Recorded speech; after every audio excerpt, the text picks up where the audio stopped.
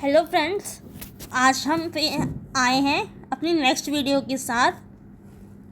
ये हमारा IGNOU BCom programme के जो हमारी बुक है इंडियन इकोनॉमिक्स की, उसके चैप्टर 1 के 3rd क्लास है। तो हमारा टॉपिक है मेजरमेंट ऑफ इकोनॉमिक डेवलपमेंट। किसी भी देश की इकोनॉमी में कितनी डेवलपमेंट है उसे हम कैसे नापते हैं। Economic development refers to the total quality of life of a population. क्या स्टैंडर्ड ऑफ लिविंग है उस देश का। It includes the standard of its education. अब स्टैंडर्ड किसके टर्म्स में नापेंगे। Education, medical care and diet. The greater a country's economic development the better the living standard of people should be. जितनी अच्छी उस देश की इकोनॉमी की डेवलपमेंट होगी उतना अच्छा उस देश का लिविंग स्टैंडर्ड होगा। A major goal of poor countries is economic development और इकोनॉमिक ग्रोथ। जो हमारी पुअर कंट्रीज़ होती हैं किसी भी देश की, जैसे रशिया है, यूक्रेन है,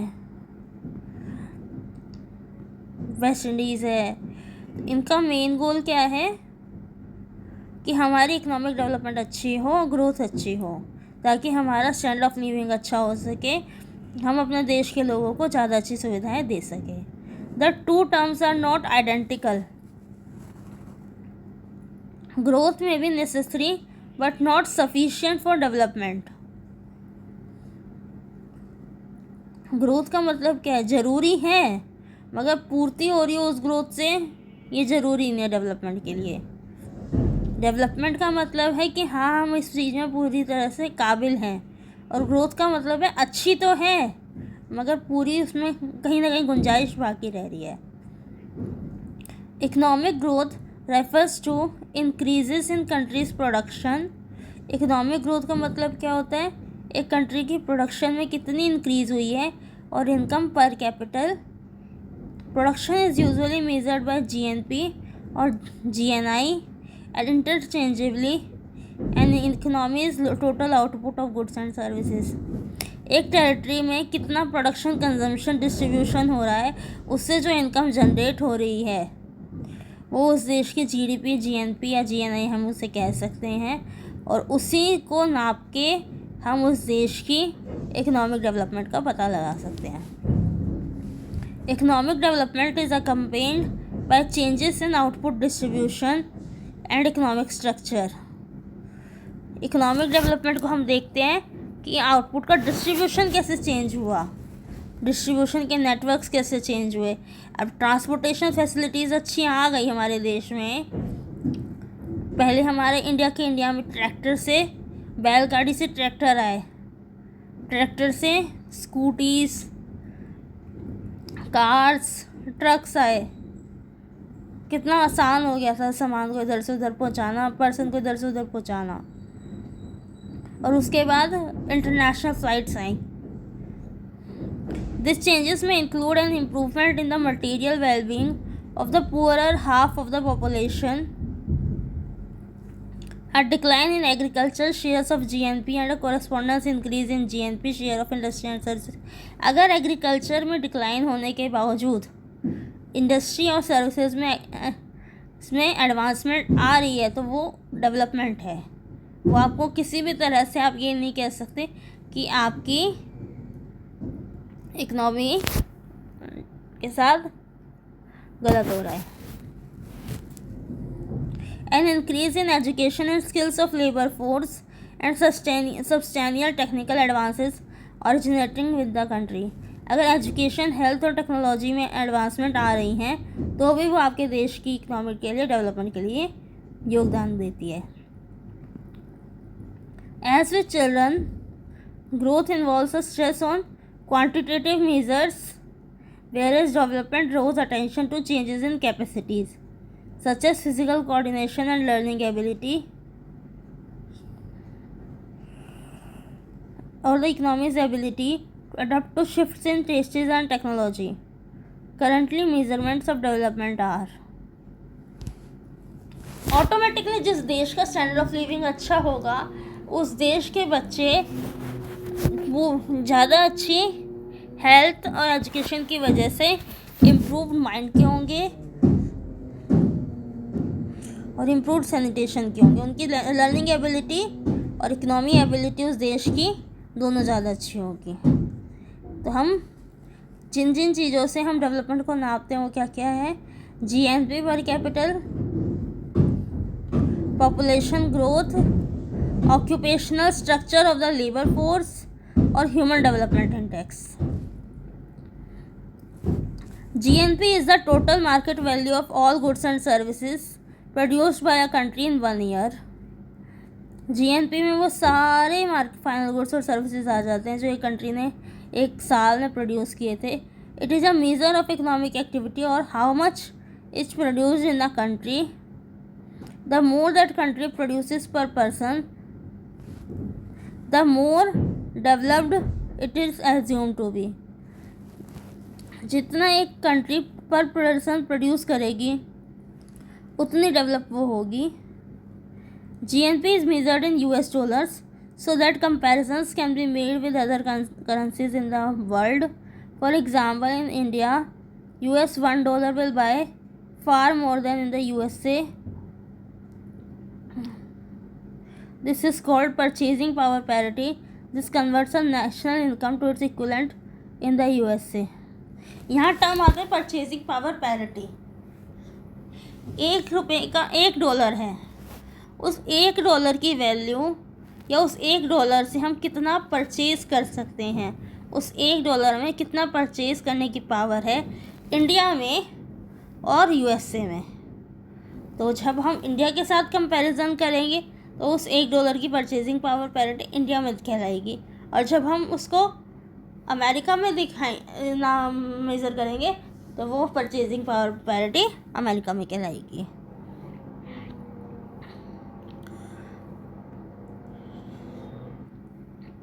Gross domestic product is closely linked with GNP.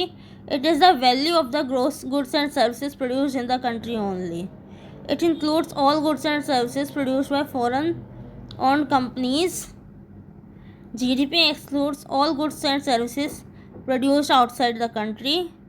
The average GDP per person can be calculated by dividing the GDP by the total population of the country. हमने पहले देखा था GNP, उसमें ये था कि एक पर्टिकुलर एरिया में कितनी भी प्रोडक्शन हो रही हो, लेकिन हमने इसमें GDP में हम सिर्फ हमारे डोमेस्टिक टेरिटरी पे होने वाली प्रोडक्शन, हमारे नॉर्मल रेजिडेंट द्वारा होने वाली प्रोडक्शन या डिस्ट्रीब्यूशन कंजम्पशन पे ध्यान देंगे और उसको ही इंक्लूड करेंगे। और अगर हमें इसका पर कैपिटल चाहिए GDP पर कैपिटल, तो हमें इसको GDP को total population of the country से डिवाइड करना पड़ेगा। Population growth. In general, poorer countries have higher rate of population growth. Many of the world's countries, including many sub-Saharan African, the Middle East, Southeast Asia, have been a sharp rise in population in the last few years. The fear is that high population numbers may put further strain on natural resources, food supplies, fuel supplies, employment, housing, etc. in underdeveloped developing countries.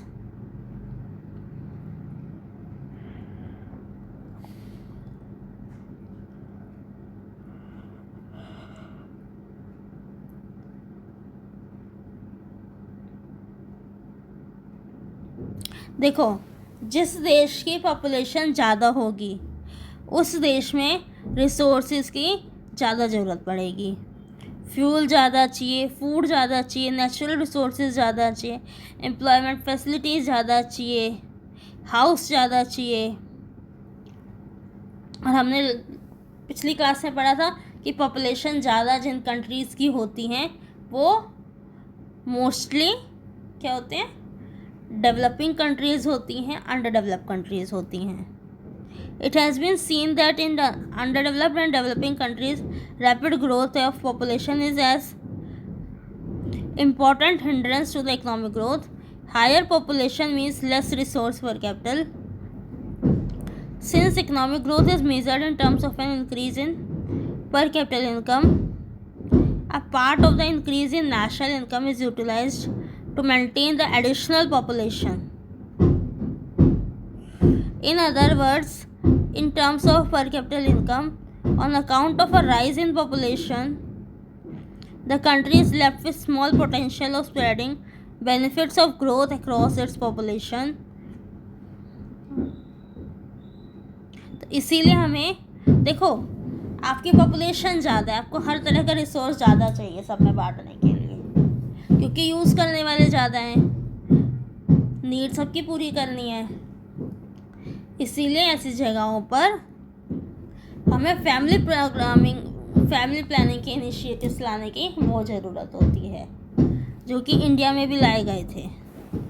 But it may be emphasized that it would not be proper to isolate the population factor, because history has shown that birth rate only falls significantly when the standard of living rises significantly for the majority of the population. Hence, economic development and population are interconnected, whereas population hinders economic development.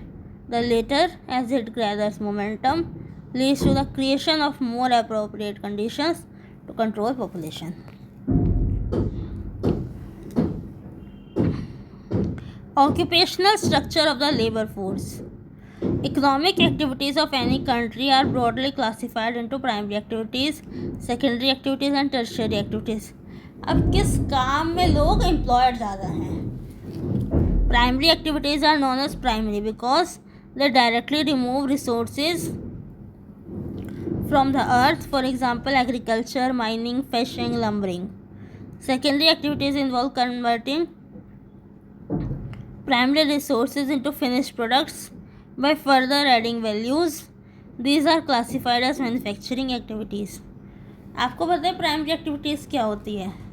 Natural extraction, चाहे वो आपने ज़मीन से कुछ निकाला, पानी से कुछ निकाला, जैसे हमने एग्रीकल्चर किया, लैंड पे बोया, लैंड से निकाला। फिशिंग की, पानी में से फिश निकाली, सी बीड्स कलेक्ट करी, और माइनिंग करी, आपने खुदाई करी या लंबरिंग करी।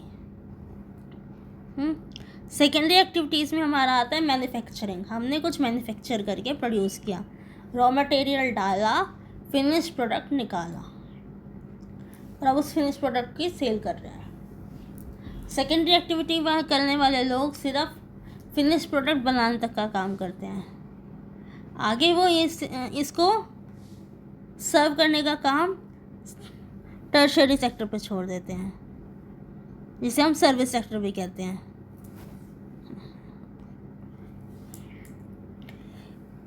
As countries develop, the occupational structure of the labor force changes. जैसे जैसे कंट्रीज डेवलप होने लगी, ऑक्यूपेशनल स्ट्रक्चर था लेबर फोर्स का वो चेंज होने लगा। It has been observed by development economists that in developed or developing countries, most people are engaged in the primary activities. In developing countries like the United States, UK, France, Japan, South Korea, most people are involved in tertiary sector. अब हमें पता है जो developed countries होती हैं उसमें ज़्यादातर लोग सर्विस सेक्टर में मिलते हैं, और हमारी तरह जो अंडर डेवलप्ड कंट्रीज़ होती हैं उनमें प्राइमरी या सेकेंडरी में भी बहुत कम, प्राइमरी में ज़्यादा मिलते हैं। तो इसीलिए ऑक्यूपेशनल स्ट्रक्चर भी जो होता है वो बहुत बड़ा रोल करता है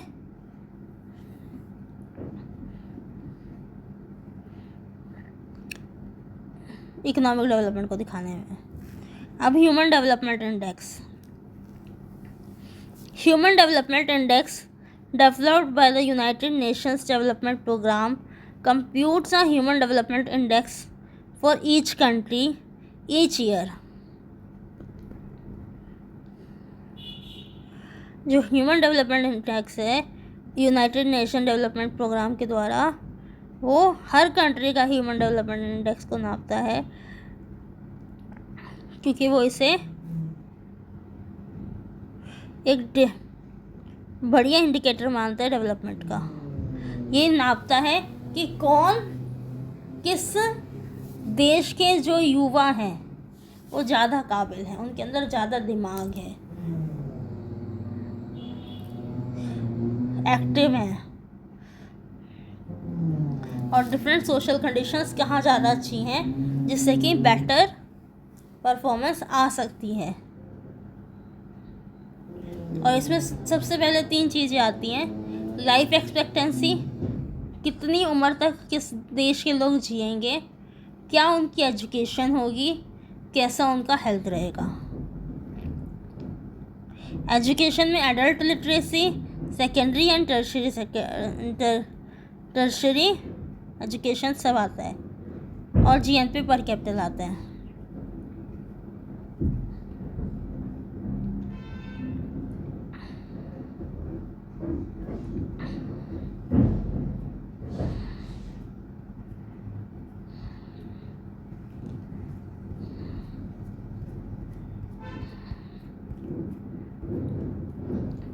अब हम नेक्स्ट टॉपिक पे चलते हैं, डिटर्मिनेंट्स ऑफ इकोनॉमिक डेवलपमेंट।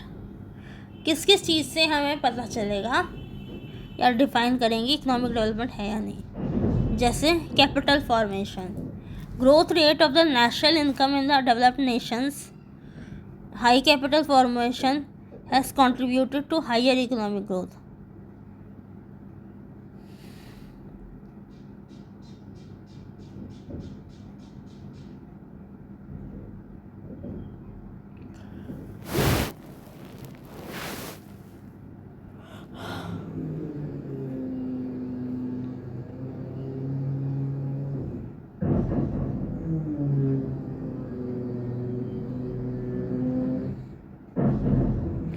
जिन देशों की कैपिटल ज़्यादा होती है उस देश की अपनी मनी, अपना फाइनेंशियल रिजर्व ज़्यादा होता है, उस देश की इकोनॉमिक डेवलपमेंट ज़्यादा होती है, इकोनॉमिक ग्रोथ ज़्यादा होती है। A higher rate of capital formation lead to productive capacity of a nation, which results into higher production of goods and services and higher national income. जिससे हायर गुड्स एंड सर्विसेज का production होगा और higher national income होगी।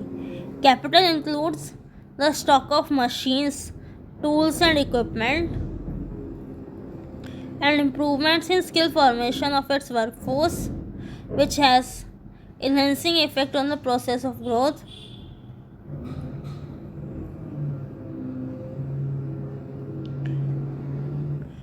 Any increment to this stock year to year are called capital formation. Investment is also generally known as amount of capital formation.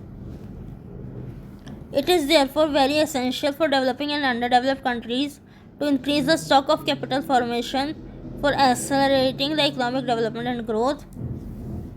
Along with capital, it is also important for these countries to focus on skill formation so that the machines and equipment created can be utilized effectively to achieve a rising level of poor population.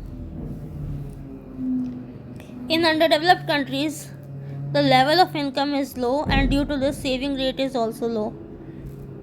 Low saving results into low investment and lower level of capital formation. Therefore, increase in income leads to more capital formation. To make optimum use of the natural wealth, necessary amount of capital is needed so that they can be used to their fullest. If the level of income is low, the savings will also be low. In such a case, country may use foreign capital. The actual requirement of capital depends upon growth target and capital output ratio.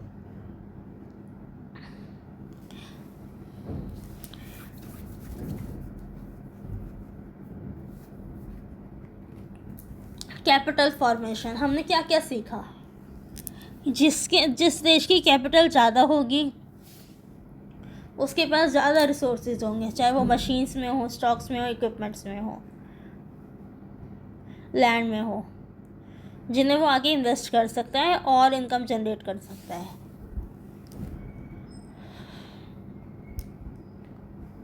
और earn कर सकता है।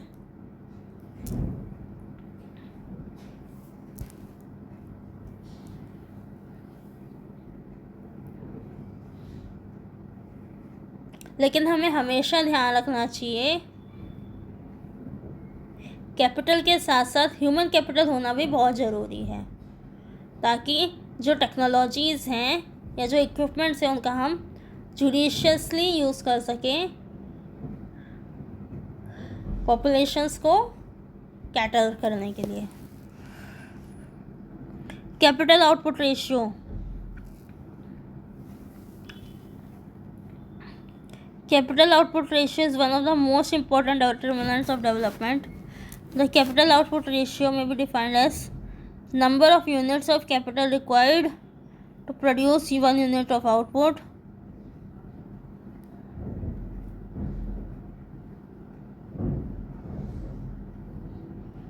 Capital output ratio से हम देखते हैं किस देश में कि कितनी ग्रोथ की ज़रूरत है और कितनी कैपिटल की ज़रूरत है। अब एक यूनिट ऑफ आउटपुट को प्रोड्यूस करने के लिए कितनी कैपिटल की ज़रूरत है। In other words, capital output ratio measures the productivity of capital that is employed in various sectors of the economy at a point of time. Also, in a developing country like India, where there is shortage of capital, it becomes all the more important to conserve its use by utilizing it efficiently. But in the capital output ratio is different for different industries. In capital intensive industries, capital output ratio is higher as compared to the labor intensive industries. The capital output ratio therefore varies across different economics and also vary over a period of time. अब labour intensive country होगी तो कम capital की ज़रूरत पड़ेगी, capital intensive country होगी तो ज़्यादा capital की ज़रूरत पड़ेगी। इस बात से हम क्या कह सकते हैं कि इकोनॉमिक्स कैपिटल की नीड वेरी कर सकती है। नेचुरल रिसोर्सेज, जिस देश में नेचुरल रिसोर्सेज ज़्यादा होंगे उस देश की इकोनॉमिक डेवलपमेंट ज़्यादा होगी ऑटोमेटिकली।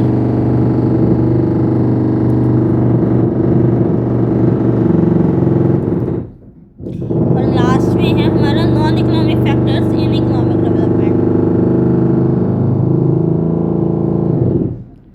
हम जितना अपने ह्यूमन रिसोर्स पर ध्यान देंगे, जितना हम अपने बच्चों को पढ़ाएंगे, जितना उनकी हेल्थ सैनिटेशन पर ध्यान दिया जाएगा उतना अच्छा होगा।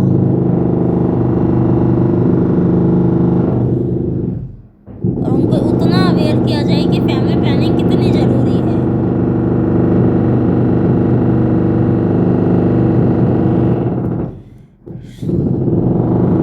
टेक्निकल नो हाउ, टेक्निकली हमें पता होना चाहिए कि हमें कौन सी चीज़ को किस तरह से यूज़ करना है, प्रोडक्शन करनी आनी चाहिए। जैसे कि आज के टाइम पे डिजिटलाइजेशन का टाइम है, हर चीज़ डिजिटली हो रही है, तो जितने लोगों को डिजिटली जितना काम करना आएगा, आज के टाइम पे ऑनलाइन बिजनेस इतने हैं जिनके साथ कोलैबोरेट कर रखा है हमारी इंडिया ने। और इंडिया के कितने स्मॉल ऑनलाइन सेलर्स बैठे हैं यूएसए की कंपनी पर,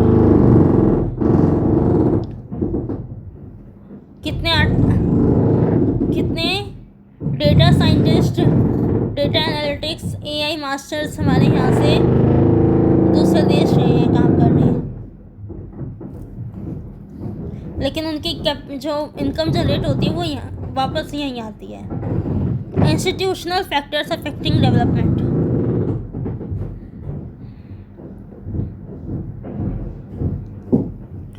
कैसी ऑर्गेनाइजेशन से कैसा उनका स्ट्रक्चर है, मतलब उन ऑर्गेनाइजेशन का सिस्टम क्या है, कैसी वो फैसिलिटीज़ प्रोवाइड करती हैं, इंफ्रास्ट्रक्चर कैसा है, पॉलिटिकल स्टेबिलिटी कैसी है, एजुकेशनल इंस्टीट्यूट्स कैसा है, और वार की कंडीशन तो नहीं है, नेचुरल कैलेमिटी की कंडीशन तो नहीं है, फाइनेंशियल क्राइसिस तो नहीं है, वुमेन्स एम्पावर्ड हैं या नहीं, लीगल सब सही है या नहीं।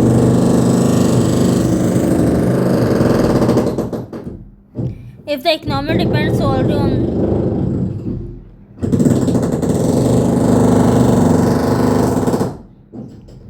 if the economy depends